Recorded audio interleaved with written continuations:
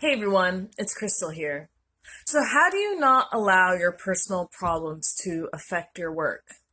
And you know the saying, don't bring your personal problems to work because they start distracting you. You start being consumed by your problems, you're focused on your problems, and they start seeping into your work.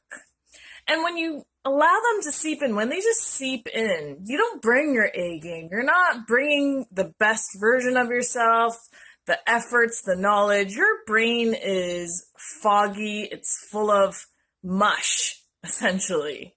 And of course, you're focused on your personal problems because let's just be real. Your work is just another extension of who you are, another extension of what you do, what you bring to the table, how you respond, how you act in life. So your work and personal life definitely intermingle. But when things are going wrong in your personal life, a family member, a partnership, a friendship, something going awry, it's really important to make the intention of solving it or dealing with it or remedying it at a specific time.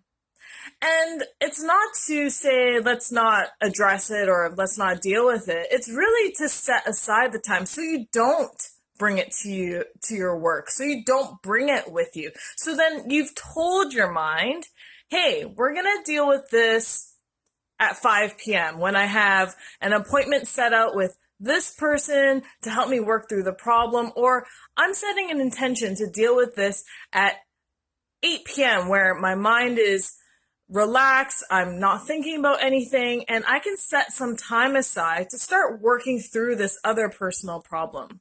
Really trying to dialogue with your mind in a way, almost, I guess you would say, conversing or making some agreement with your own self that you will deal with this at a specific time.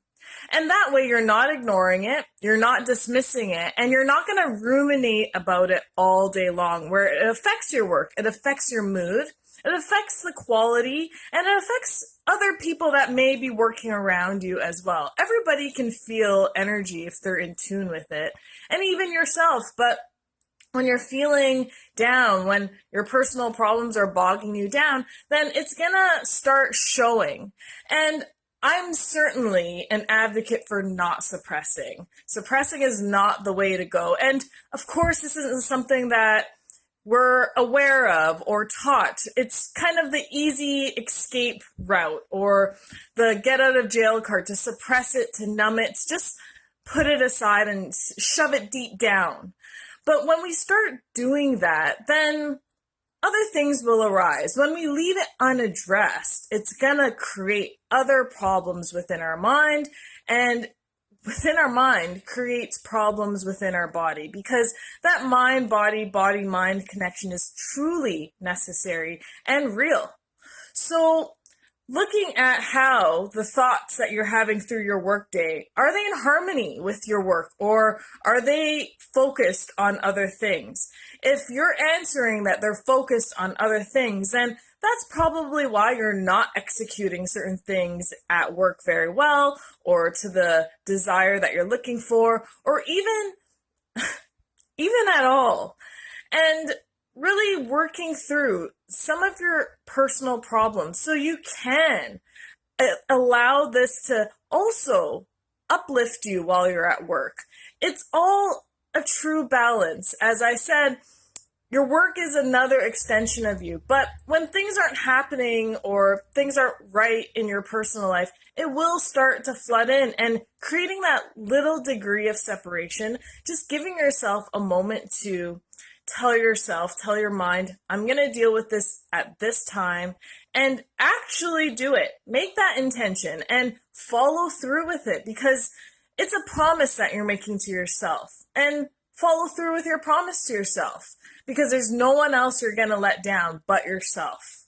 So think about that in terms of how to give yourself the opportunity to give yourself the opportunity to work through your personal problems on a time where you can actually heal and listen to what's going on in your mind and body and actually make that time worth your while. And then your work doesn't suffer, and then your work doesn't take a back seat or get ice cold. It can still remain at its level or even improve or whatever that may be for you, but it doesn't suffer because of these other issues that you're experiencing. And of course, if you are experiencing issues, definitely look for support. There's so much support out there. I mean, for my own self, I've sought so many different support systems in my life. As well, I am here to support others as well through my hypnotherapy practice. And the reason why it's so powerful is that it provides that support, but in a very rapid transformational way. So these problems don't hold you back for years, months, days. It really just moves you on and onward so you can live your life, so you can really get on with life and leave what's bothering you behind so you can shine in your work, so you can get the promotion that you're looking for, so you can earn the money that you want, so you can be the entrepreneur or the employee or the business person that you desire to be. That's what it's all about. But sometimes just some things get in our way, and we just need to know when it's the right time to deal with them so they don't influence and affect other things. I hope you're able to get some value out of that today. I'll see you soon.